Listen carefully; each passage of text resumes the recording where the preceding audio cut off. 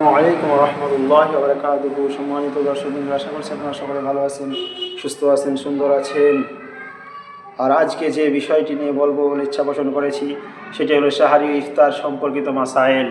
সুবে সাদিকের কাছাকাছি সময় সাহারি খাওয়া মুস্তাহাব, তবে এত দেরি করা মাকরুহ যে সুবে সাদিক হয়ে যাওয়ার আশঙ্কা হয়। হযরত আব্দুল্লাহ ইবনে আব্বাস রাদিয়াল্লাহু তাআলা আনহু থেকে বর্ণিত, রাসূল করিম সাল্লাল্লাহু আলাইহি ওয়াসাল্লাম বলেন, সকল নবীকে সময় হয়ে গেলে দেরি না করে তাড়াতাড়ি ইফতার করতে আদেশ করা হয়েছে এবং সাহারি বিলম্বে খেতে বলা হয়েছে। আল মুজামুল আওসাত। সাহাবায়ে কেরাম দ্রুত ইফতার করতেন আর বিলম্বে সাহারি খেতেন। মুসান্নাফ আব্দুর রাজ্জাক।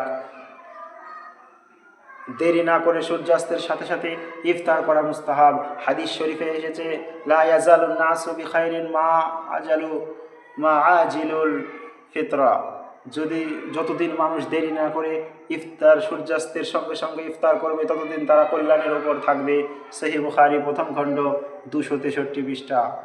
মাগরিবের সময় নামাজ পড়ার আগে ইফতার করে নেবে, যেন সূর্যাস্তের সাথে সাথে ইফতার করা সওয়াব পাওয়া যায়, ইফতার করার সওয়াব পাওয়া যায়। হযরত আনাস ইবনে মালিক রাদিয়াল্লাহু তাআলা আনহু বলেন, রাসূলুল্লাহ সাল্লাল্লাহু আলাইহি ওয়াসাল্লাম মাগরিবের নামাজ পড়ার আগে তাজা খেজুর দিয়ে ইফতার করতেন। তাজা খেজুর না পেলে শুকনা খেজুর দ্বারা, তাও না পেলে এক ঢোক পানি দ্বারা ইফতার করতেন। সুনানে তিরমিজি হাদিস নাম্বার 692। মাসআলা, খেজুর দ্বারা ইফতার করা মুস্তাহাব। খেজুর না পেলে পানি দ্বারা ইফতার শুরু করবে। মান ওয়াজাদা তামারান ফালিইফতিরু আলাইহি ওয়ামান লা ইফতিরু আলাল মাই ফাইনাল মাউ তুহুরুন।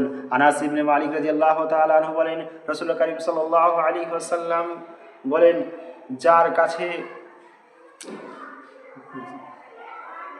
যার কাছে খেজুর আছে সে খেজুর দ্বারা ইফতার করবে, খেজুর না পেলে পানি দ্বারা ইফতার করবে, কেননা পানি হলো পবিত্র।